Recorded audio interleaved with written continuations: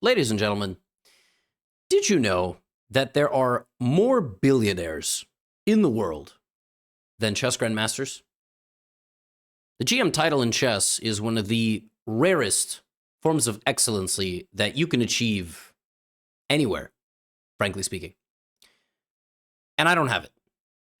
I am an IM. I'm an international master. And yesterday, at the time of recording this video, I had the distinct honor of playing several grandmasters in chess.com online games. And in this video, I would like to share 4 of them with you. All 4 of them have different flavors and different textures and different feel to show you the difference between an international master like myself and a grandmaster like my opponents. And fun fact, out of these 4 games, the last one is against Fabiano Caruana, who is a top 3 player in the world. And I had the distinct honor and privilege of playing him in a game yesterday. And, you know, it didn't go as bad as you might think, okay? So let's jump into this, all right? Obviously, you know, to get the Grandmaster title, I have a video on this channel, and I've talked about it before. But all these players are quite good in different ways, all right? And I will show you the good, the bad, and the ugly. We're going to start with a game which is a bit embarrassing. I was playing against Markus Rager from Austria, and in this game, I opened with e4. And something actually very funny happened in this game. So first of all, in this game, I played one of my favorite tricky openings, the Ponziani.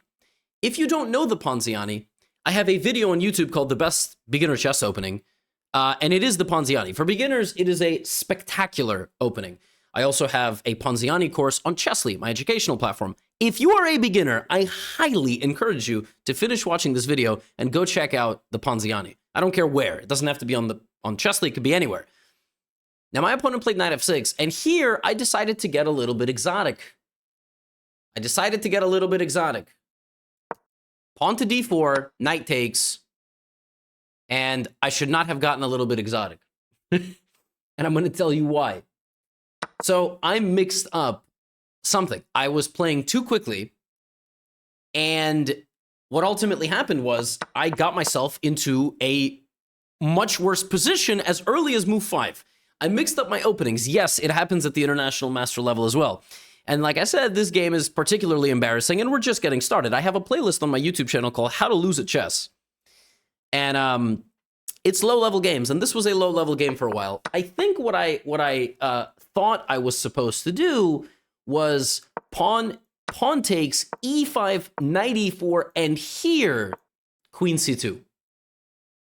Like, there is a certain moment the move queen c2 is actually fine, but that was not the moment. And I mixed it up, and the point is that I've given up a pawn, and now it's actually impossible to win the pawn back. Because if I take on c5, suddenly my opponent is going to play here, right? And he's going to have some pressure. So this is what happened.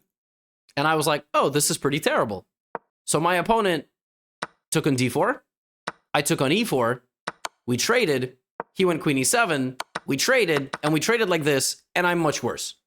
So I was able to win my pawn back, but from the opening, black is just much better. Now, at a beginner and intermediate level, that's not obvious at all. Why is black better in this position? So black has 2 things that I don't have. Black has a more intact pawn structure, 3 and 3, like Battleship. I have a 1. That's not good. Isolated pawn in the center of the board also doesn't have a lot of support.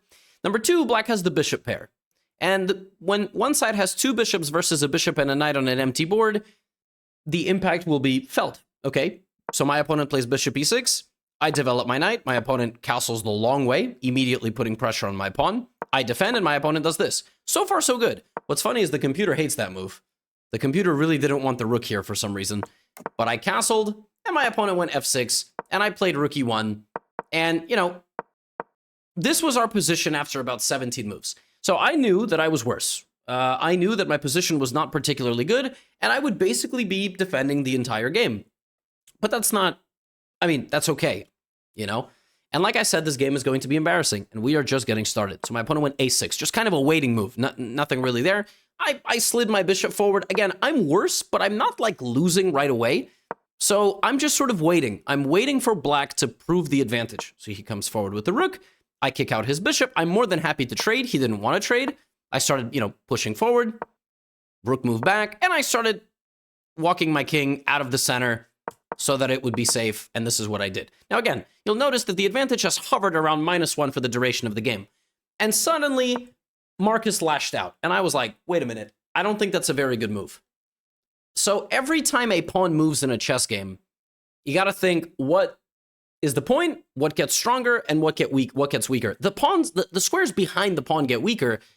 And I found this nice idea, knight a2, to just immediately go exploit that, right? Like, you gave me juicy access.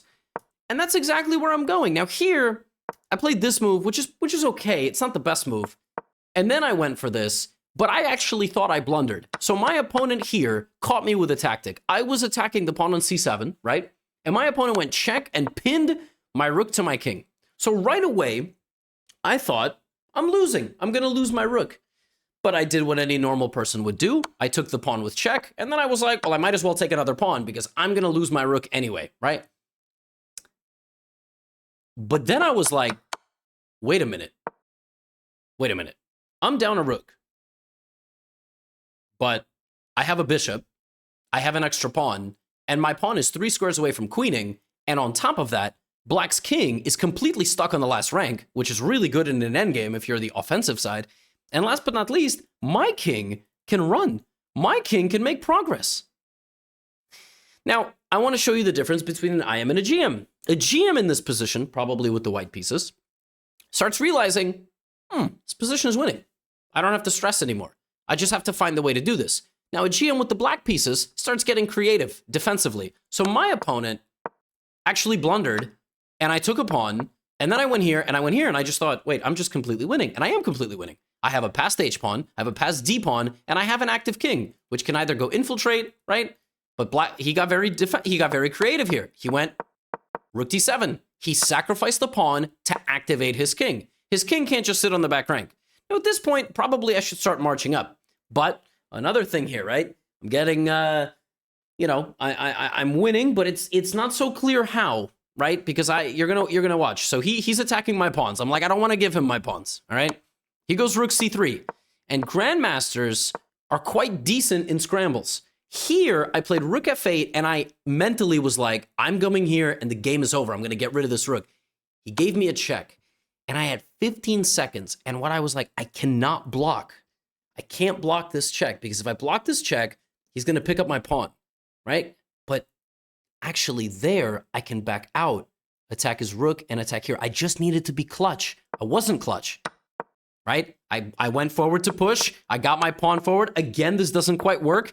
And I pushed, but now suddenly he has counterplay. He snagged the pawn, and he's advancing down that side of the board. And all of a sudden, I have a choice. I have 12 seconds. Which of my pawns am I going to promote? He's going to promote with a check. I need to choose which one of my 2 pawns I'm going to queen. A GM might choose right, and IM chooses wrong. That was not the right pawn. Actually, had I gone down the middle, my queen would have controlled a lot of very important squares. But I went here. And ultimately, this is a draw. Because he's going to check me. He's going to come here. And now I come here. He gives a check. He gives another check. And he gets here. At this point, I did not really know how I was going to save this position. I mean, I just thought he's going to make a queen. I really didn't, I didn't see how I was going to stop this. I played g4, he played here, and what I should have done is I should have pushed my pawn, but instead I did this. That's not a smart move, because I can take the pawn, and I did that, and this might be a draw, but I panicked here, and I went the wrong way. But I had 1 second, all right? I had 1 second on the clock. I should have went to e5 probably. He takes, I push, he goes here, and I play king f6, and I make the draw right at the end. But already, you're in a position where you have 2 seconds to make a move. You're kind of doing a 50-50.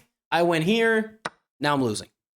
And I actually lost on time in this position. But the point is that now he doesn't actually have to take my pawn, and the time I spend going here, he's going to come here, he's going to check me, and I'm stuck. And I'm totally stuck here, and he's going to find a way to win this position. Still not so simple, but he will come around and win that pawn. This was a heartbreaking game, because this was one of the games where I was winning. I was completely winning out of nowhere after having a pretty bad position. But I wasn't able to win. You know, I just wasn't able to put it away. And it's only going to get worse, all right? It's going to get worse and worse throughout this video. So this was a game against Grandmaster, not Saveli Tartakower. Tartakower was a legendary player. I believe he was Polish? Yeah, I think he was Polish. My opponent is not Saveli Tartakower. My opponent is Dmitry Kryavkin, who's a Russian Grandmaster. And this was also a very interesting game, all right? In this game, I played the modern defense, and my opponent played e4 on the second move, taking us back into unknown territory. I played knight c6, and I just wanted to play e5. He played a strange move here, which is pawn to h3. This move stops me from playing here. I went knight f6. We both castled, and there are several plans here. I ultimately went for knight d7. This is an attack on the pawn on d4, and when white does this, now you play e5. So I basically just, I got to my desired setup. Dmitry played bishop g5. He's just attacking me. I'm moving out of the way because I don't want to pin myself. He plays rook d1, and later he's going to put his knight on a3 and try to come here, so I'm going to play the move a6. I liked a couple of different approaches here. I chose this one, followed by the king to h7 move. This gets out of the way of the bishop, and I know in a lot of these positions, you want to start a kingside attack with your pawns. So again, this time, compared to the previous game, the opening was a success. I would argue that I'm doing quite well in the opening. I have, a good fighting position. He goes knight a3. I very quickly responded with a6. Also noticed that the time usage is quite good. And now he played this move, bishop d5. I didn't quite understand bishop d5. I suppose he was trying to put pressure on my position, maybe bring the knight to c4.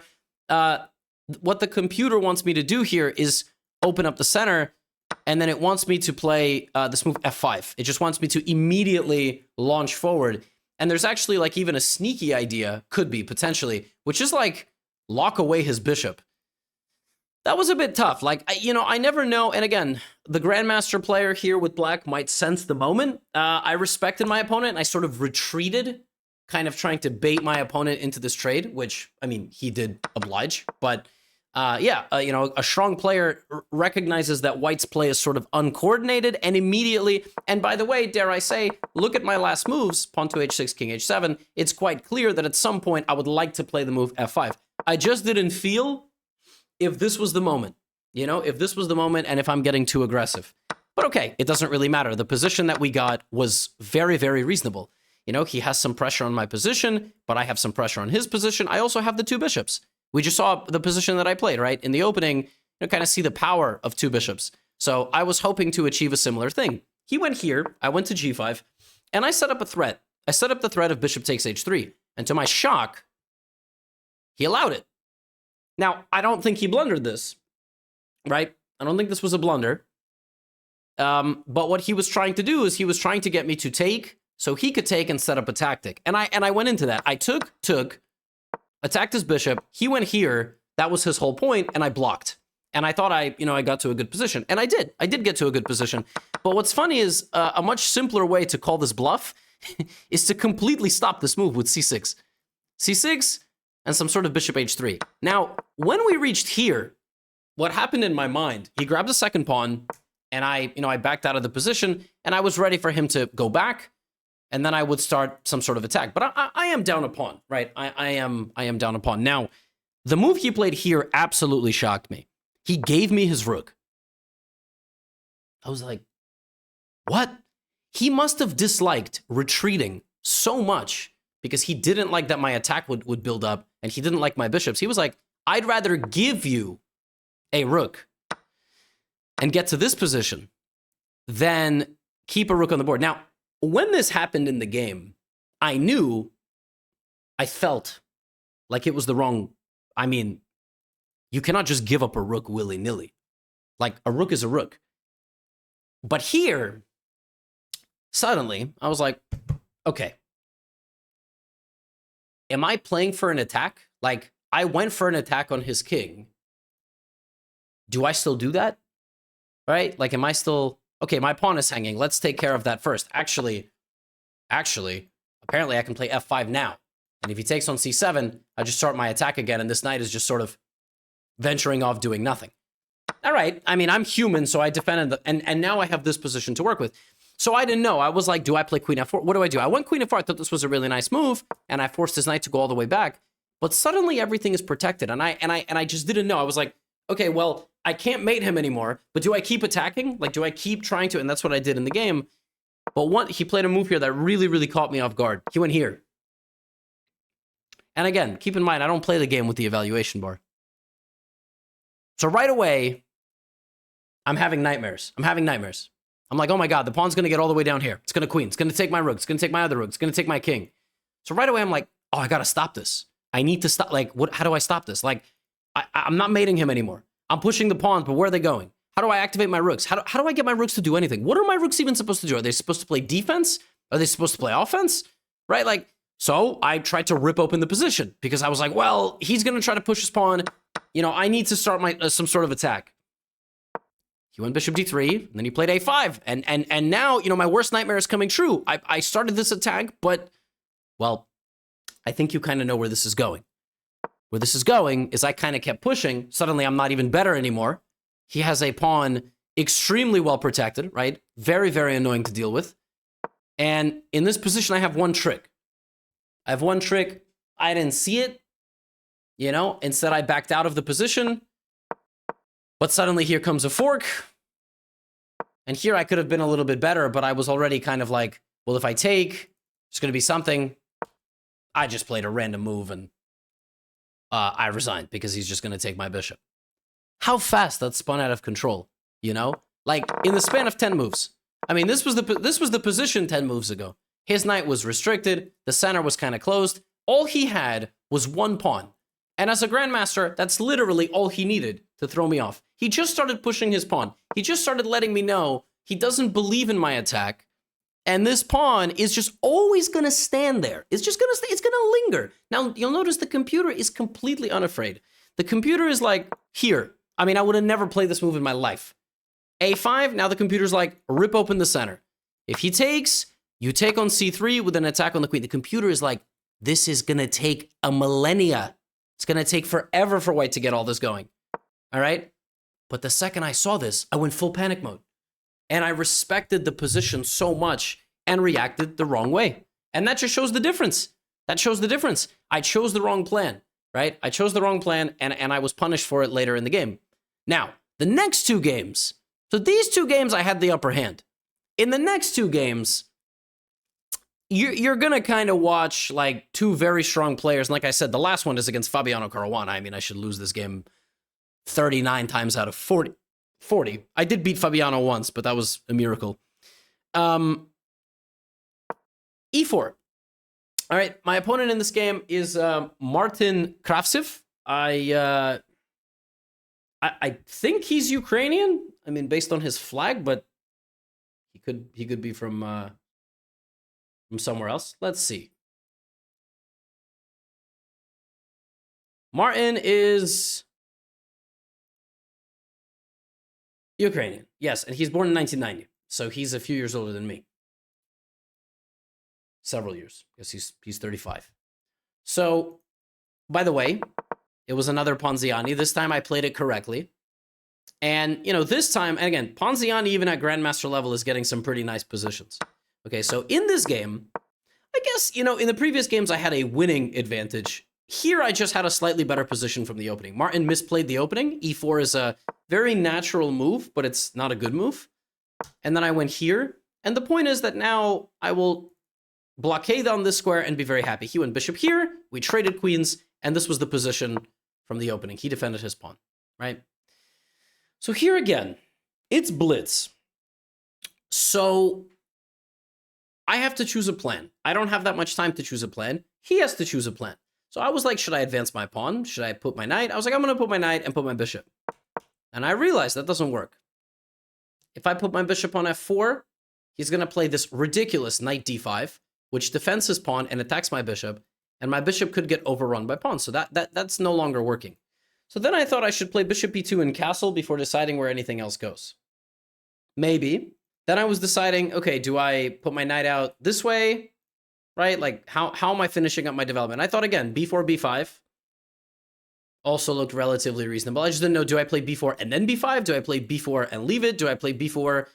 There's also this idea. I ended up going here, rotating my knight back this way, and this is the position that we got. Fine. Okay, fine. This is what we have. Now he goes here. And now I have many choices. Ultimately, the move that I settled for is trying to break apart his center. I thought it was a reasonable move. He lashed out with b5. Now we have an interesting position because on the one hand, I can go back and play passive defense. On the other hand, I can play this very provocative move, knight e5. I immediately exploit the weakness on c6. By the way, keep in mind in the Marcus Rager game, when he played the move b5, he also weakened the c6 square, which ended up being useful. So we see the same pattern twice. And after takes, knight d7, I had a lot of options. My pawn was hanging and my other pawn was hanging, and I thought about putting knight d4, fe4, f4, all these different moves. All these moves are actually okay, ultimately, but I went with this. I actually sacrificed the pawn. Is that the right thing to do at this particular moment? No, I think a Grandmaster here would just go here, right? Probably get pinned and play this move and get to this position and not be down a pawn. But I was like, I'm going to sacrifice a pawn, take my pawn, I'm going to get my knight out, my bishop, but there's no need. Like, if the options are sacrifice a pawn or don't sacrifice a pawn, I don't really know why we're sacrificing the pawn to begin with. Like, we're not, right? But again, that's the difference, right? Now he has to consolidate. Now, what's funny is that in this position, I'm still doing very well. Like, white's position is completely reasonable. But now I have to choose a plan. You know? Now I have to choose what I'm doing. Do I double up my rooks on the open file and put pressure on this pawn? Do I take the knight? I mean, I can get rid of my bishop for the knight here and kind of double black's pawns and, bring my king to the middle. That's also a pretty reasonable plan of action. I thought about playing the move g4, the idea being if we get this, my pawns are actually going to be very happy walking together. So I have several options, like which plan am I going to choose? I can walk my king, I can take the knight. My first instinct was take the knight. My second instinct was rook a3. My third instinct was some sort of g4. And I went with rook a3. And here I had calculated a little sequence, okay? I calculated I would bring my king, I would double my rooks, I would play b3, and I would prevent the knight from coming. And also I thought I can always take, right? We're going to trade each other's pieces. And so now came the big moment. In this position, I calculated the following sequence. I attack the pawn, he takes my bishop, I take, he attacks my rook, I drop the rook back, he plays a4, and I play pawn to b3. I attack his pawn, I attack his knight, and he cannot take my pawn because the rook at the end of the board is hanging. If that's hard for you to follow, that's okay. I'm showing you the difference between an international master and a grandmaster. So we both sat here calculating this position. Rook a1, bishop e2, king e2, knight c4, rook a2 with the idea being b3 attacking the pawn on a5. He plays a5, he plays a4, I play b3 anyway.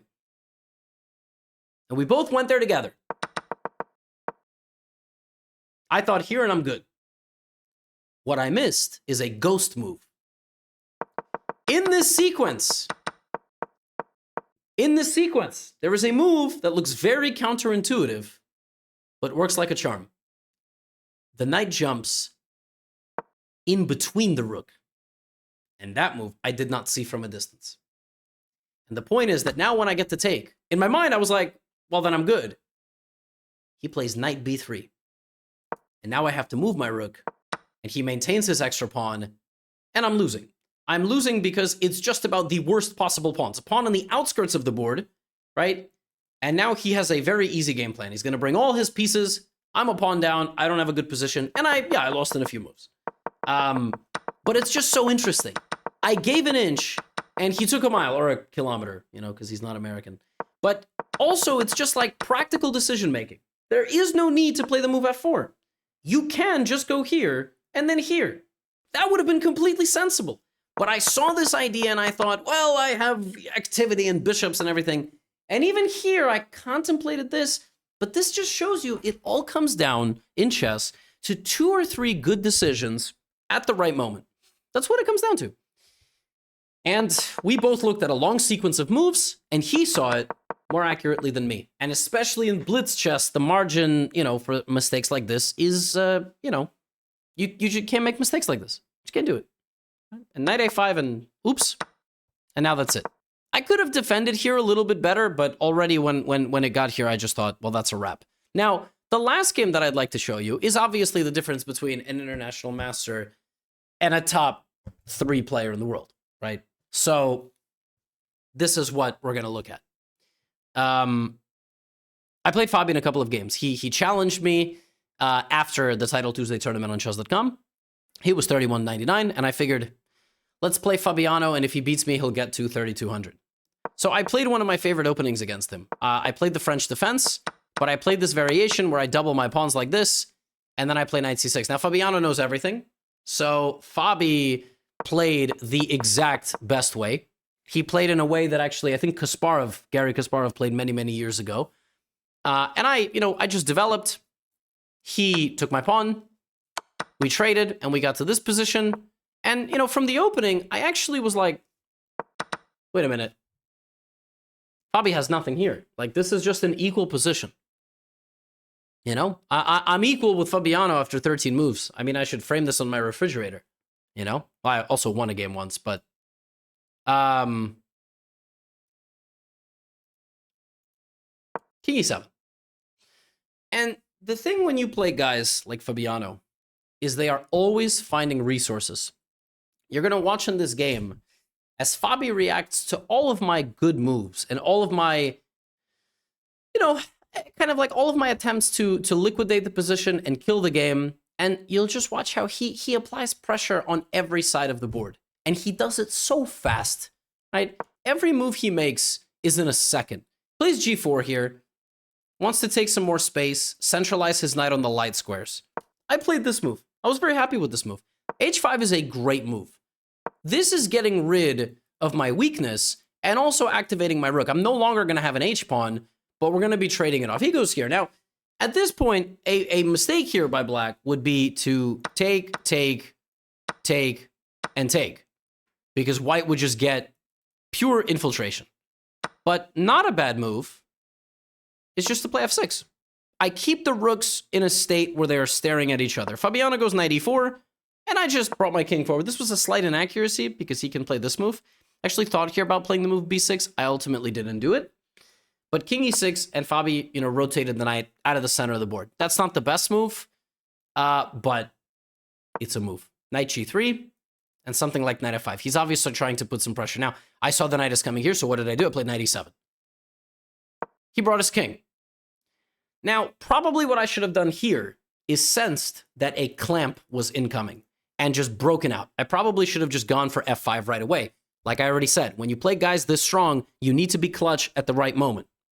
I wasn't clutch. I kind of played a6. I didn't really know what to do. I was like, well, in the long run, my pawn could be weak, so a6. He went king e4.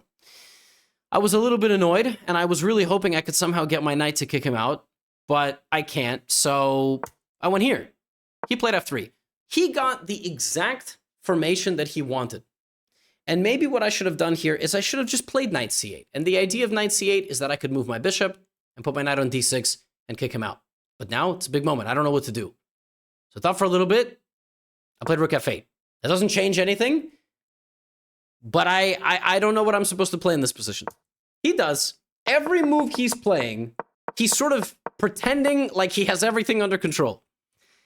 But when knight f5 came, I was like, am I going to leave that knight there? I don't know. I don't really like leaving that knight there. It's going to put me under a lot of pressure. Let's take.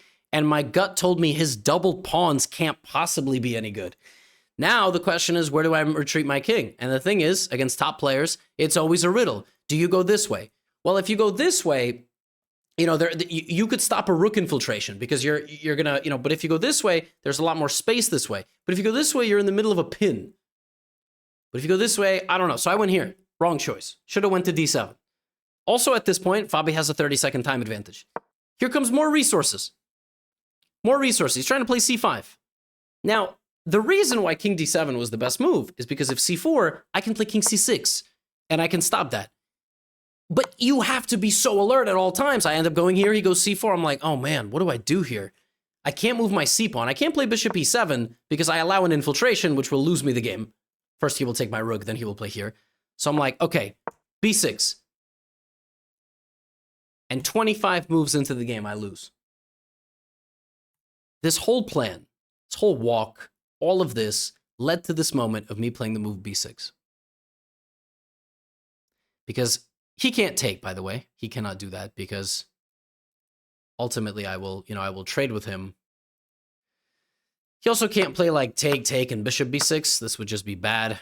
I would kick his rook out, his king out, rather. His point was to take my bishop. No, it's much simpler than that. It's the fact that now he wins the game with his active king. We get here, king d5. That king walked up the board, right? And is now just going to walk into my position. The king took on e2, went to f3, went to e4, and he waited for me to make one slip up, and now he's in. He's in on the light squares, and the game is over. You have to be so sharp against these guys in every step of the way. Like, he restricted me with such an obscure pawn formation. I thought I was defending myself. One pawn move, the game is over. It's crazy. It is absolutely crazy. Absolutely crazy, right? So it's so small. And sometimes you get, good positions that you have to convert and keep a strong mind and not panic. Other times you just got to win the damn game. You got to be completely winning and you can't, lose in a time scramble. Other times it just comes down to one little bit of calculation. And other times, a 2800 level player squeezes you to death. Like there's nothing. There's never a chance in this one. Never. So it's kind of a fun thing. I could have gotten some points for sure, but instead I managed to lose every game. That happens. So that's all I have for you today. I hope you enjoyed the video. If you're watching this February, March, April 2025, get tickets for the Europe tour. They are going. Link is in the description. Brussels, London, Vienna, Berlin, Munich, and Warsaw, Poland. And you can also check out Chesley, like I said. Some of these courses like Ponziani, others, Caro-Kann, Modern, etc. All sorts of things are on Chesley. And that's all I have for you today. Get out of here.